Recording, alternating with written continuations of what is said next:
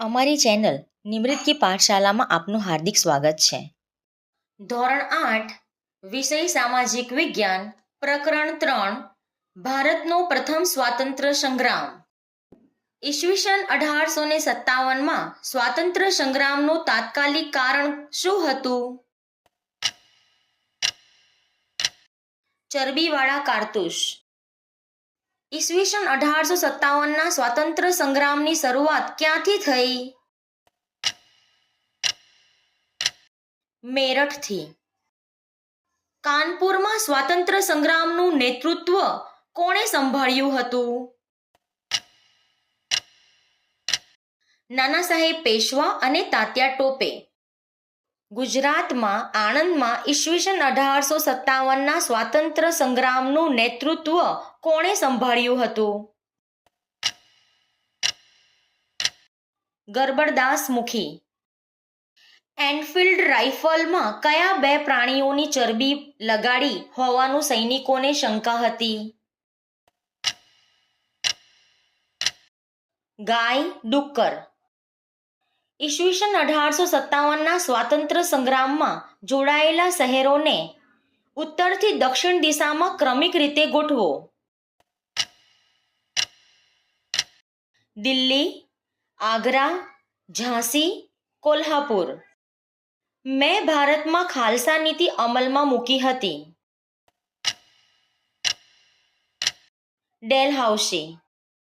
હું 1857ના સ્વાતંત્ર્ય સંગ્રામનો પ્રથમ શહીદ છું.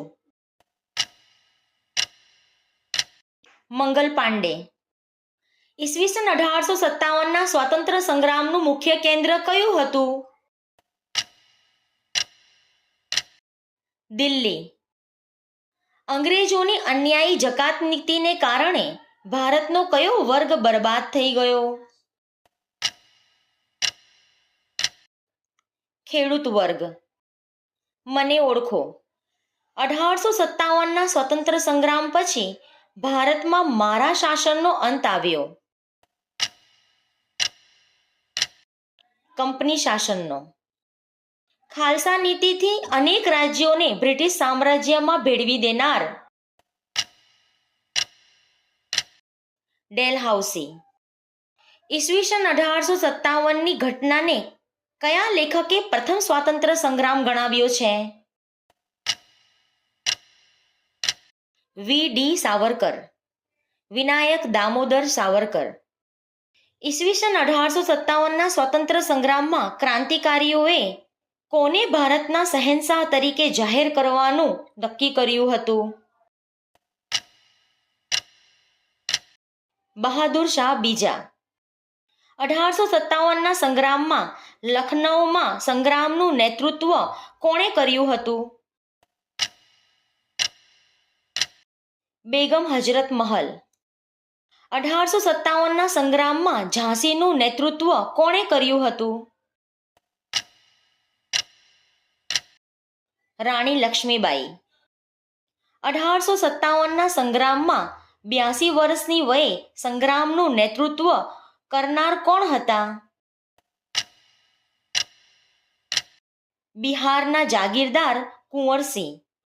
1857ના સંગ્રામમાં મહીસાગર જિલ્લાના કયા વિસ્તારના આદિવાસીઓએ અંગ્રેજો સામે લડત ચલાવી હતી?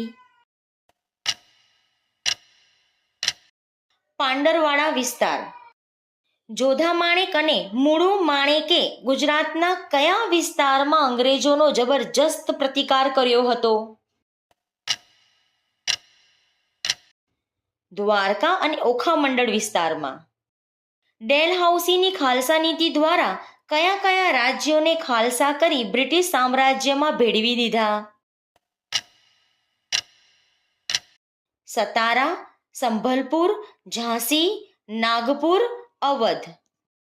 ડેલહાઉસી દ્વારા ખાલસા કરેલ રાજ્ય નીચે પૈકી કયું નથી? મૈસૂર. ઈસવીસન 1857ના સ્વાતંત્ર્ય સંગ્રામનું કયું વહીવટી કારણ યોગ્ય નથી? બ્રિટિશ શાસન દરમિયાન ભારતીય ઉદ્યોગોનો વિકાસ ચરમસીમાએ હતો.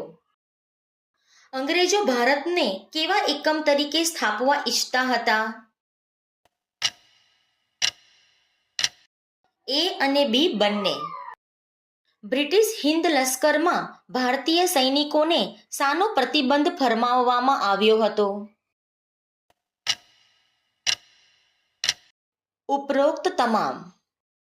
એનફિલ્ડ રાઇફલ સંદર્ભે નીચે પૈકી કયું વિધાન સુસંગત નથી?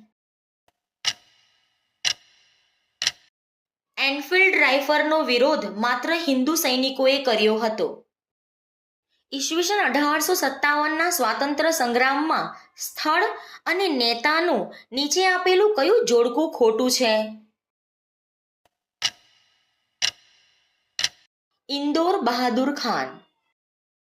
ઈસવીસન 1857ના સ્વાતંત્ર્ય સંગ્રામ નિષ્ફળ જવાના કારણો પૈકી નીચે પૈકી કયું કારણ જવાબદાર નથી? ગુજરાતી અને બંગાળીઓ અંગ્રેજોના પક્ષે લડ્યા હતા. મંગલ પાંડેએ કયા અંગ્રેજ અધિકારીઓની હત્યા કરી હતી? હ્યુસન અને લેફ્ટનન્ટ બગ.